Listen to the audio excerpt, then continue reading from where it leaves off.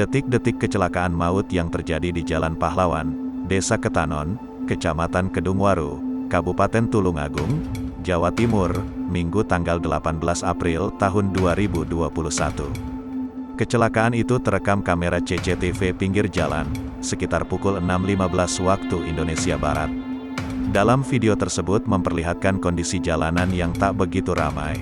Tiba-tiba sebuah motor yang dikendarai ibu rumah tangga yang membawa anaknya mendadak menghentikan kendaraannya hendak menyeberang ke sisi jalan yang lain. Hal itu membuat pengendara yang berada di belakang wanita itu pun terkejut dan langsung mengerem tiba-tiba.